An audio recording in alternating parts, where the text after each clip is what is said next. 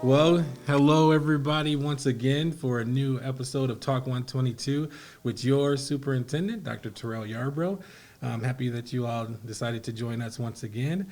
With me this time, it's just like, I always say this, and especially true today, it's an honor to have you on. For those that don't know you, could you, tell them a little bit about yourself, and we'll go from there. My name is Carol Johnson. I am a recent retiree 5 years ago after 44 years in the district, and I also spent 13 years as a student in the Harlem District. Okay. And I am sure upon my leaving this earth, I will be bleeding orange and black. Okay.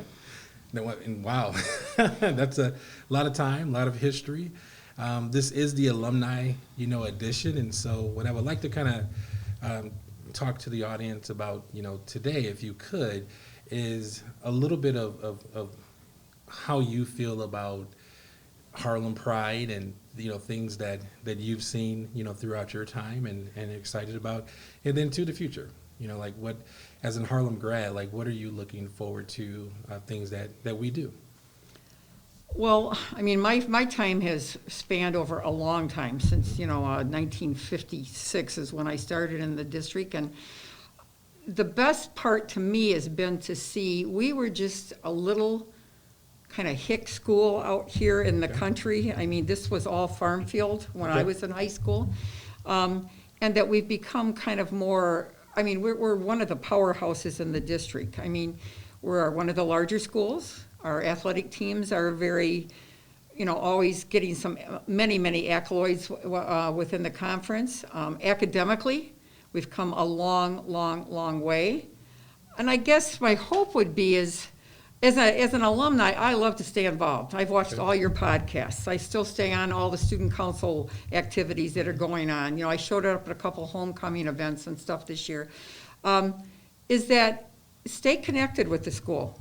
In some way, come and volunteer in an elementary school, go read to the kids, participate in a homecoming event, when they had the alumni thing this year, show up at a basketball game, go to the Vet Doc Gala when that is being reinstated. I mean, one of the best things the district has had in a long time. Just be in touch with the kids. They're what keeps you young and keeps you connected with the school. Okay, and thank you for that, because you mentioned, just quite a few things that we have been doing and that you're proud of as an alumni, to see, right? And so just thinking of your time, as an educator, and obviously with the pandemic going on and things of that nature, as a former teacher, what advice would you give, our teachers currently who are going through like a pandemic, right? And I don't think we've ever been through that, but what advice would you give them? The best part of my teaching career was my connection with students. I mean, I'm on Facebook with a lot of kids. I still see them. I've been in a wedding, several weddings of students. I actually was able to be a birth partner for one of my students who called me at the last minute. Stay, and they become your friends. They're more than students. While they're there, you're helping them to get through navigate the whole educational process. But when you leave, they provide a friendship in your life it's what keeps you going and it's what keeps you young. I always have felt that teachers and anybody connected with schools, whether you're a bus driver or whatever, you have a much more open outlook on life because you are connected with these young kids. Get involved in something. Okay. I still sit on the Harlem Scholarship Board. I've been on it for 37 years. It's one of the things I'm the most proud of in the district. But there are so many ways you can serve the district. Okay, and I'm glad that you brought up the scholarship, committee. So tell the audience a little bit more about that, because I know that, it's definitely, I'm thankful for, the role that you play with that and helping a lot of our kids, be able to go to college and pay for college. So talk a little bit about that to the audience too, and kind of give a plug for kids to apply. Right. I mean, 38 years ago, we started the Harlem Scholarship Foundation, and we have grown our money to a really large amount. What we need is the this year, we really lacked in just kids applying. It's out there. Any student who is a senior going into any kind of secondary education, be in a 2-year college, a 4-year college, a trade school, something like that, you can apply for it. And you can apply for it your freshman year and your sophomore year. Okay. Right here in this room is a young man that actually applied and got some money from us. Okay. We want kids to apply. So parents, get your student out there. The application is online. It's very easy and very user-friendly, less than 45 minutes of your time to fill it out. Okay. And we have money. We would like to give students and some money to help them get started, because from my experience with my own kids, student debt is a burden that we are putting around our kids' necks that they're going to have forever. Make that the least amount of money that you possibly can. Absolutely. I always say I claim Marquette because I'm going to owe them forever. Yes, yes. So I totally understand that. So if there's any way that students can come out of college, at least close to debt-free as possible. Yes. I believe that's awesome. And so now let's have a little bit of fun here with you. Okay. So you were in charge of student council Yes, I for a was. long time, right? So your favorite activity or favorite memory or just what pops in your mind about just homecoming and some of the activities that you did with student council? Oh, geez, I know we have Nick Talon here with us, and I'm sure he would say every time I came to an activity, well, this is my favorite activity, whether it be in the spring or the fall. I guess homecoming is my favorite activity, Okay. and that is because there is an opportunity for every single student in the building to get involved in some way. They can do the dress-up days. They can come, well, it used to be float building. I understand it was hall decorating this year. Okay. They can be in the assemblies. There is something for everybody there. You have to put yourself out there a little bit to do it, but if you want to be part of Harlem High School, that is a great way to do it with your class. Okay. Perfect way. Perfect. Now, most embarrassing moment of homecoming then? Oh, geez. There's one that's coming to my mind right now, and just Honestly, my most embarrassing moment would not be appropriate to say. well, let's not go there So then. we're not going to go there. I don't know. There's probably a million of them. Oh, I know. When the curtain and the light and the music went off at That's the one- homecoming. that's the It one I'm was the thinking about. very first homecoming after Mr. and Mrs. Kane retired, Mm-hmm. and we were kind of winging it. The hero of that whole night was Dan Jensen. Okay. Because I had hired him personally to be there to run all the electronics and the technology. And he is a young man that he can tune everything out around him. Right. And he just started working the problem. If you remember that, all of a sudden, the sound came back on. Okay. Then half of the lights came back on. Then the other half of the lights came on. He just kept working it till we finished it. But I thought that could have been one of the biggest disasters ever. Gotcha. And so you've had quite a few student council kids that have come through that are actually teaching now. Yes, In the district, right? a lot. And so, favorite. Favorite student? Your favorite student council student that is now teaching in Harlem School District. Oh, geez, there are so many. It would really be It's a good start right there, but hard. I don't know if I could really name just one Yeah, there. quite- They all were there's quite a contributors, few. and that's why they came back to teach, I'm assuming. Yeah. I'm hoping, I think part of that was their involvement in student council. okay. I think every one of them got something there that they like, that high energy activity that goes with teaching, and Okay. I hope it contributed to what they did. Gotcha. And so tell us real quickly then, because you graduated from Harlem, Mm-hmm. right? So where was the high school when you graduated? The high school was the one on Windsor Road. So on Windsor In Road, so it was the current 1968, middle yeah. school then? Yep. Okay. And then when did we make the switch to our current location on Alpine? Okay, they Now I'm made. testing your memory. Okay, no, because it was the first year I taught, it was 1975. Okay. They opened it up in the spring break. Okay. Over spring break, they moved just the juniors and seniors up. Okay. We had an actual board member that I think son was a senior, and he wanted him to graduate from the new building. So they made a major effort, Okay. and we moved him up there in March of 1975. Okay. All right. Well, I'm gonna say two things here. One, I'm gonna butter you up a little bit and say, just looking back on my time and knowing you, you've definitely kept me sane. Being when I was a high school principal, just starting out, so it was always good to be able to pick your brain on things, and I appreciate that. But also, I was born in 1975. I mean, And that was I started in 1974, but I had taught, it was a whole, my husband was in the Vietnam era, and so he got out, and so all of a sudden I showed up at home in September 30th of 1973. Okay. And there happened to be a permanent sub job open, and I took it, and I actually taught 167 days that year. And that was when the campus was a split schedule. Okay. Juniors and seniors went from 7 to noon, and freshmen and sophomores went from noon to 5. Wow. So Okay. if you were a sub, many times you taught actually 2 days. They would have you come in from 7 to noon. They're out of people. They want you there from noon to 5. Gotcha. Well, I can tell you that I probably speak for a lot of people, both, inside Harlem and in our community as well. Just you've made a great impact on a lot of us, and we really appreciate you, and then you're continuing to make impact with our kids. So any last words for the audience? Apply for the Harlem Scholarship Foundation this year, seniors. We need you, and I can't believe there's not a student out there that could use some free money. All right. So before you go, everybody has done this, so we need you to at least try really? the ESPN shot. Let's see what Miss Carol Johnson can do. Oh, we gotta do that. We gotta do that Can I again do that because again? Nick's didn't know. gotta be able to. Okay, here we go.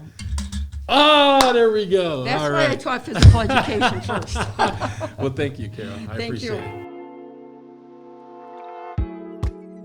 it. All right. So, how are you, sir? I'm good. How are you? Good. It is great to have you on, especially coming fresh off of your board presentation, last night, and it's being fitting with this being our alumni, edition of the podcast.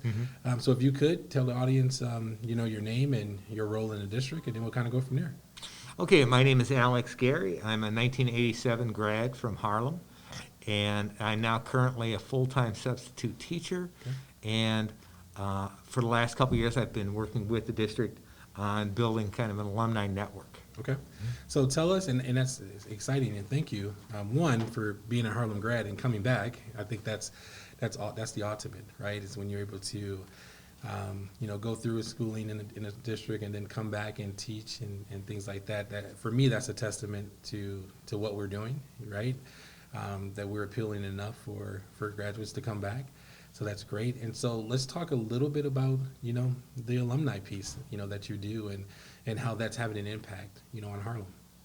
So, the genesis of it goes back a long ways. I mean, I don't want to go all the way, but I had done a project for Rockford Public Schools, and in it, I had found so many great graduates there that they'd cut this year-long project short, right? Because I was just doing a marketing campaign, and it just kind of opened my eyes to the fact that, public schools educate 90% of America, Okay. but they do almost no alumni outreach. Part of it's because it's not mandated by the state, and you guys have to watch every single dollar, and so so you're busy educating kids every year, right? So I saw that there was a need for this, and I approached Jason Bloom back, I think, in early 2019. Okay. And you guys had made it part of your 2015, I think, 5-year plan to get the alumni more involved. Jason had tried a few things that hadn't worked, and so he was open to the idea. So for the last 2 years, I've been going through yearbooks, building a giant Google Doc of not only names of people who went through the school, but what they were involved in, and then trying to find them mostly through Facebook and LinkedIn, but also through reunion coordinators. And once we find somebody, we send a message out saying we're trying to build an alumni network. Can we get your email address? And then so far, we're over now 1,100 email addresses for Harlem. There's a huge pool still to find, and that's what we were talking about last night, is how do we keep that work going? And maybe it's my old journalism days. When I find somebody doing something really cool, I just get really, really psyched about that. There was a kid, Connor Johnson, who was in theater here. I think he graduated 2015. So my oldest daughter was in plays with him. Okay. Connor went and got himself a degree to be a statistical analyst, right? Wow. Was working at a company, but now he's given it up to become a baseball scout. And he wasn't a baseball player here, Okay. right? Why, I'd love to talk to him about that kind of decision. How do you go this direction and all of a sudden you just, do a 180. Right. We had another girl, Amanda Ritchie, who was a softball player here she's giving up a job in the aerospace industry to become a psychologist for softball players. Okay. So I just really enjoy talking to people about their career paths and the different ways they go. And in terms of how it's making an impact here, since I've been a sub teacher, I've been able to talk to a lot of the teachers about how do we get the alumni, how can it help you as a teacher? Okay. And they keep talking about mentors or helping kids kind of see paths, right? So that's what we keep talking about is, we're doing these alumni interviews now kind of as a test run where we get people on Google Meet and they're interviewed by students, but to build a library for our career development teachers. So they're not just, teaching from a book. They're saying, hey, you can listen to this person.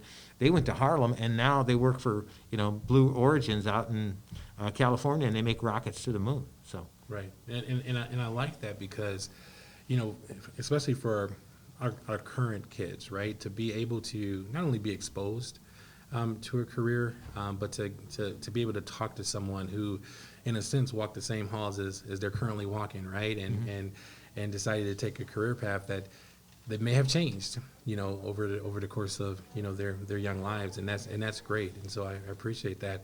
And so talk a little bit about some of the feedback that you've gotten, just from this piece, taking on this piece and being able to connect with alumni and different things. So some of the feedback that you have gotten from the community.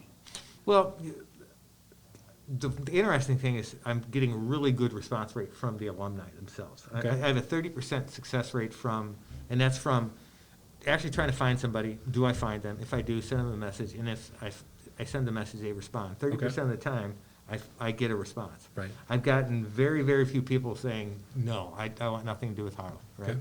So I've been very encouraged there.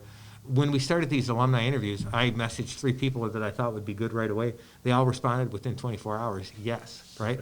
And I've already started scheduling out the second semester, and I've already got 3, commitments there. So they want to be involved, and that's the cool thing is I mean, most people are more tied to their high school than they are their college.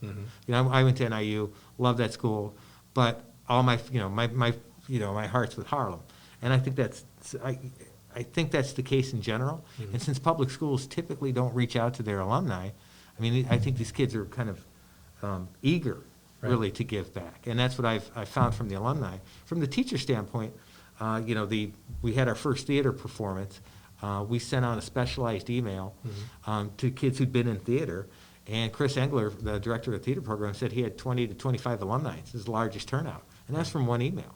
I mean, we're going to be able to target these alumni in different ways. We worked on this alumni volleyball tournament this summer. Okay. Worked really hard to reach out to alumni players to get them back for that. We got over 25 players for the first year. So I think we're just scratching the surface of what we can do. Gotcha. You mentioned something yesterday as well, and then you kind of talked about it a little bit just now too. Like I can go home probably tonight and I got something from Marquette asking for money, right? Right. And they do a phenomenal job, right, of just recruiting and It's how reaching out colleges to stay alumni. open. And so thinking about that at our level, right, high school, and so what would be your vision, like if how that could work, kind of similar to what colleges do and connect with alumni, what would be your ultimate vision, how you would see this 5 years from now? I was talking to another district, and they were talking about how they want to create a college atmosphere, like on Friday nights. Okay. People are tailgating and stuff, and they're hanging out with their old classmates, things like that. So I envision that. One of the things is this project is I'm learning as I go. I'm not a professional fundraiser, and I wasn't a professional alumni person. We do have one though. Sean Wax, who you guys put on our distinguished alumni board, that's what he does for a living with Columbia College in Chicago. And so Sean has kind of become my mentor. And there's a couple other people in our database that are fundraisers for a living. And so one of the things I'm trying to do is kind of build up the expertise around me so that I can lean on them and say, okay, we've got these people, they want to be involved. What are the steps to make an email into an active alumni? Okay. I mean, some of the things we're thinking about is just having more alumni events. That volleyball tournament this summer was a great idea. We have this great bowling program. Bowling is a lifelong sport. I never even knew that until I came to Harlem, right? Like how popular bowling is. Bowling's a lifelong sport. We could have an alumni bowling tournament every year, and it would be just amazingly competitive, right? Yep. We had a basketball reunion this last summer with a couple teams from the 80s, and they really like just hanging around the old coaches. Okay. So if we could do something like an 80s night, a 70s night, and things like that, just to get people back for one night so they're hanging around. And then that means, that also allows the coaches to get more connected because coaches change. Right. And when coaches leave, they take their connections with them, and that next person has to build connections. So this will help us keep those connections going. The theater program is one that I definitely think, kids who are in plays in school, that's probably the only plays they're ever going to be in. Gotcha. And so that's as big to them as a Friday night football game. Okay. So how can we, kind of get those kids back, and it's all about building a community so that when the kids we have now graduate, they've met some of the alumni. Right. And so when they want to reach out and maybe get some career advice or maybe get a job or, a letter of recommendation. Now maybe they've met. Okay. I mean, that's the ultimate goal, is for people who graduated from Harlem helping the next generation who comes out of Harlem. Absolutely. That's awesome. And so switching gears just a little bit, thinking of, as an alumni, thinking of your experience, going through Harlem, through the Harlem School District, and then becoming a staff member, right? What was your biggest either shock or aha moment, or surreal moment, whoa? Well, it's not so much a surreal moment. I will say this year, okay, so I started subbing, I think 2016. So I've done it off and on for 5 years. Yep. And then last year was the first year as a full-time, but there was only 4 or 5 kids in the class. Right. It was different, yeah. This year is more the aha moment. You've got 25 kids, and if in the old days, if I had a rough day with a kid, I just take a couple days off, go home and take a breather. Okay. Now you're going to see them again the next day. Right. So this has been an eye opener, in just in terms of day-to-day crowd control, and how teachers go through that. Bill Dredge, who retired, I was watching the video on him again a couple of months ago, and he talked about that if he had a bad day, it wasn't the kid's fault; it was his fault. Maybe he didn't have the right energy, or didn't have the right lesson plan, or he just didn't have the right strategy for that day. So he was going to go home and come back the next day, loaded to bear. Okay. I've thought of that because it's, if we have a bad day, it's probably because I didn't handle a situation correctly. Wow. So. And I'll tell you, and I can't remember how many podcast episodes we've done this year, but Bill's name has come up in quite a few of them. Yeah. And so it's just powerful for you to even remember that, and now kind of include it in what you're doing, too. It's phenomenal. And so if you could tell, the audience, just, words of wisdom, from you, especially with the project and things, your next steps with the alumni, project, what's some words of wisdom that you would like to give, the kids that are walking the halls today? The kids walking the halls today have to know that change is coming more quickly than it used to. Okay. I used to be in the journalism industry. That industry is a tenth of what it used to be. Mm-hmm. I thought I was going to retire from journalism. Right. That didn't happen. Yeah. Right? And so now, I'm in my 50s and doing this career change. And the alumni thing gives me a reason to get up every day. This is my new thing. But industries are coming and going and evolving so quickly that you have to be, these kids got to know that they got to be prepared that they might have 2 or 3 different careers in their lifetime. Okay. Because with technology, there's new industries coming. These new industries are wiping out old industries. Right. If you think you're going to do just one thing for your entire life, that's probably not going to happen. So you gotta embrace lifelong learning. Okay, I like it. And then, out of all of the alumni that you have been in contact with, right, since you started all of this, what was the biggest surprise for you? You couldn't believe, wow, you're doing that, right? You started out in McChesney Park, Illinois, and now you're doing that. That's a tough one because they keep popping up. You Okay. know, there was a kid named, and I'm gonna butcher it. I brought it up. He was a great golfer here. Pat a pen, pat your palm. P-Pat Pin Pong? Is that how you say it? I don't know. I think I said it during graduation, so I hope I said that right. He got it. You know, he got his master's degree from Okay. Stanford in engineering. And first job he has Wow. is with Jeff Bezos' company. So he's designing components that will go to the moon. Okay. I thought that was pretty cool. You know, Absolutely. the Connor Johnson, the whole thing of, you know, giving up a career in statistical analysis, which is a huge growing thing, to Right. go into baseball scouting. Yeah. Very interesting to me. One of our speakers, Cameron Reed, you know, was a cross-country runner here, and now he's a mechanic for Andretti Autosports. Okay. So those are kind of fun. One of the things I want to circle back on, by being a substitute teacher and getting to talk to kids more, Okay. it has opened my eyes to my own bias. I mean, everybody I've talked to right now went to college, right? Okay.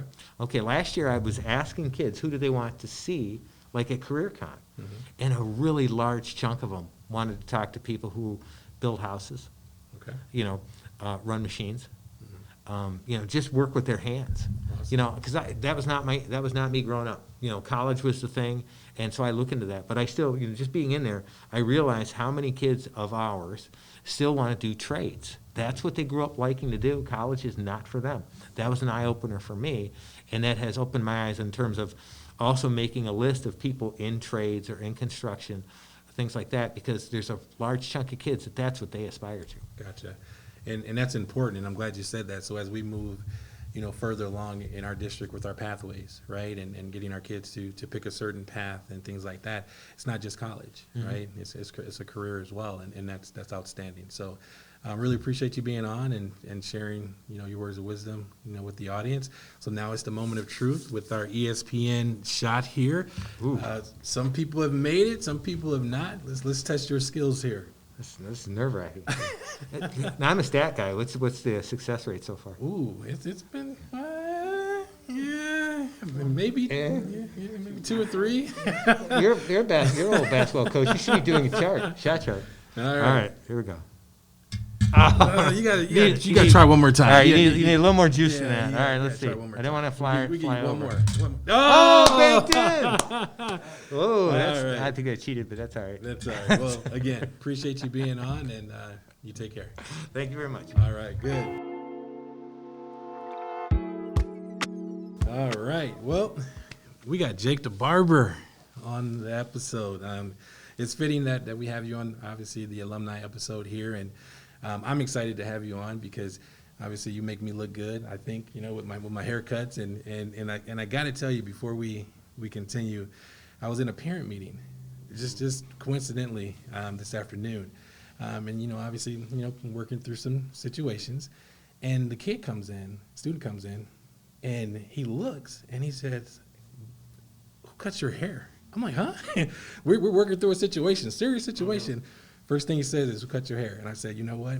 Jake the Barber is on the podcast tonight. I'll get the information to you. So that's the impact you're having without even knowing it. Like even our kids right now are understanding just by seeing me, you know, the impact you have. So tell the audience a little bit about yourself, and then we'll go from there. Well, I just firstly want to say that, you know, that really truly means a lot, and, you know, that's part of the reason I do what I do, you know, is to, you know, make people feel good and have other people, you know, recognize that, and, you know, you can tell in a haircut, you know, how much work somebody puts in. But anyways, I'm Jake the Barber. I'm an alumni from here at Harlem High School. Okay. I've been cutting hair now for about 5 years.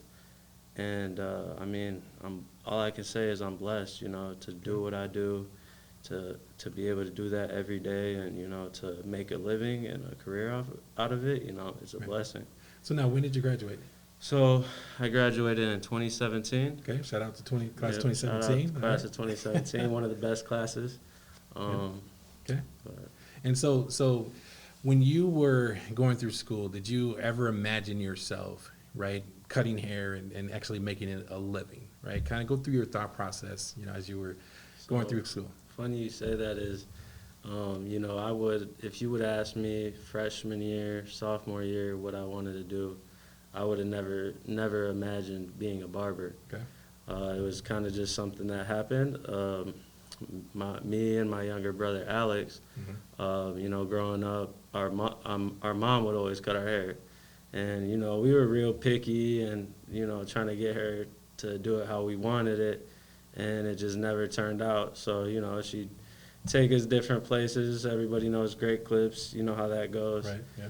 And it wasn't until I actually went to the first ever, well, I had gone to a barber when I was younger, but we were never able to find that barber again. And then it was, I want to say I was around 16 years old. I got my hair cut by this guy named Jeff Kelly. Okay. And then after that, I was just, you know, got my confidence back. I was feeling good every time I got my hair cut. And, you know, part of me too, remember waiting in line to get my hair cut, and I was just, you know, counting the people that came before me, the people that were waiting after me, and I was just like, wow, like you could really make some money doing this. Okay. And so I just took it upon myself. I was working at Meyer, right over here on 173. Okay. And I remember pushing carts, and I was like, man, like this sucks. I want to cut hair, so, you know, I saved up for my first pair of clippers and trimmers. And, you know, before you knew it, I started cutting my brother's hair, started asking friends. They started letting me cut their hair, and then, you know, it just became like a spiral effect. And before I knew it, everybody my age, couple grades older, younger, everybody started coming to me, and now it just keeps going. Yeah, you know? and I'll tell you, you know, for me, coming into your shop, right, and seeing Harlem kids, right, whether it's your brother cutting Harlem kids' hair, or you're cutting, you know, from Harlem kids' hair, and I get to at least just say hi, right, and so I find that a joy as well, not just coming out with a fresh cut, you know, but also being able to check up on how kids are doing, right? Well, not kids anymore. You guys are adults, right? And I'm like, man, like you're doing great. You're doing good, and so that's inspiring. So when you mentioned, you know, Alex, your brother, right? So you guys cut hair in the same shop, right? Yeah. How is that experience, right? Just cutting hair with your brother. I mean, it's a blessing, you know, to be able to, you know, not only, I mean, I was working with, before Alex, I was working with friends, but, you know, to be able to work with your family as well, and you both doing things that you love, I mean, that's the greatest feeling. Okay. And then to add on top of that, like you were saying, you know, people coming in all the time, you know, going to get your hair cut, it gives you something to look forward to. You never know what's going to be talked about that day in the barbershop. You never know who you might run into. Right. And for me, you know, every day is something new. I have something new to look forward to. I know for a lot of people, we get stuck working these jobs where, you know, it's the same thing. You might see the same few people, but like for me, I can really say that every day I'm you know, checking in with my friends, you know, come get cut up. We can catch up, talk about life. So, I mean, I think that's probably one of the best parts about my job. Gotcha. And honestly, I mean, you know, obviously I can attest to that. You know, I mean, you and I have probably talked about from music to sports to, you know, anything that comes to our mind, and it's almost like it's therapeutic, right? Like like just to go into a barbershop and have those conversations and things like that, and to share that, you know, it's great, right? And then for me, when you talk about just feeling good after a haircut, right? Whether it's compliments from my wife or, you know, some random person thinking I'm 36 years old. I'm 46, by the way, right? Or students. I'm like, what? Or students. I remember that girl you told me about that, you know, came up and said, your hairline's crispy. Oh, yeah, yeah. And so just the magic that you're doing on this hair, you know, is outstanding to me. And so when you think about kids who are currently walking the halls, right, in Harlem, you know, same halls that you walked, and have aspirations to be a barber, you know, one day, what's some word of advice for them that you would give? I mean, this advice isn't just going towards people that, you know, want to be a barber. I mean, it might sound cliche, you know, all the successful people tell you, you know, if you put your all into something or you're determined, like, you will make it happen. I mean, it's the truth. I mean, if you really have passion behind what you're doing and you're giving it your all, I mean, you can't fail, you know. And my advice to anybody that's walking the halls of Harlem is, don't let your grades or don't let school determine who you are, because that's not who you are. I mean, for me personally, you know, I always did what I had to do. Right. It wasn't really my passion to go to school and further my education. I'm more of a hands-on learner. I like to, use my hands when I'm working. And I think for a lot of people, we're stuck in this system where, you think that college is the only option. Well, it's not. If you aspire to be something else, I mean, you realistically can be anything you want to be. Right. So, Right. I mean, And and honestly, you're a business owner, right? I mean, you're self-employed. I mean, you can make your own hours. You can come in when you want to, leave when you want to. All those things, and that has to make you feel good, right? I mean, you're dictating doubt. that. You're dictating that. So that's great. So here's a little bit of fun I'm gonna have with you here. I told you it's gonna be a little not intense, but ask you some curveball questions here. So, ready. favorite teacher. Favorite teacher. So I'd have to say my favorite teacher throughout high school would probably be Mrs. Bruzo. Okay. So I believe she was my algebra teacher. Yep, she's still here. And Yeah, great I job. also had her as my, what was it, advisory, I think. Mhm. Yeah, so Yeah. I had her as my advisory teacher. But, I got a lot of respect for her. I mean, I could just tell the type of students that she had in her class, she had a ton of patience. And, I mean, I got a lot of respect for her, and she helped teach me a lot. So Awesome. The thing I don't think too many people know about Miss Abruzzo, and me, just obviously being the principal of the high school and things like that. She saw one day, I guess, that I was under a lot of stress, right? And I remember her giving me this jar filled with Hershey Kisses, and this message that just said, "Remember why you do what you do." I'm kind of butchering it a little bit, but that was the message, right? Just remember why you started, and I still got that to this day. So absolutely, she not only made an impact on you, she's made an impact on me as well. So that's cool. So now, your ultimate person to cut, right? Like within Harlem, and then outside of Harlem. Like if you could just cut someone's hair, beard, who would that be? I mean, you guys already know the answer to that. It's the guy behind the camera. Okay. I mean, I think everybody wants to be able to touch Stangy's beard or, trim it down a little bit. That may be a follow-up then. Yeah. We may have to just do that We before. might have to do do a little tutorial, a little beard tutorial, and Right. clean up beard tutorial. We'll see where that goes, though. Because this is mobile. We can probably come to your shop and get that done. Go there. I could come here. We can set it up right here. Awesome. Yeah, But- I would pay to see that. So that's cool. So now, just outside of Harlem, like if you could cut anyone's hair, like who would that be? Outside of Harlem. That's a good question. I mean, obviously, I think about it all the time. Like, what celebrities would I want to cut? I don't know. I feel like after watching the whole Kanye West interview, I think I'd probably want to cut Kanye's hair. Yeah, he need a I haircut. mean, he's got. Yeah. I mean, yeah, his haircut's kind of crazy, but I mean, there's a reason why he did it. Yeah. There's a lot of people think the man's crazy, but he talks some sense too. Okay. But I think Kanye West, I think that would be a dope experience to be able to cut Gotcha. his hair. I thought Not like how he has Yeah, it now, but Absolutely. I thought you were going to say because he's now in Chicago, Lonzo Ball, because he's looking like he needs a haircut right now. I saw him last night, and wasn't a good game with the Lakers, but Yeah. But that would be needs a cool haircut. one. Lonzo Ball would be cool Yeah. to be able to cut his hair. Okay.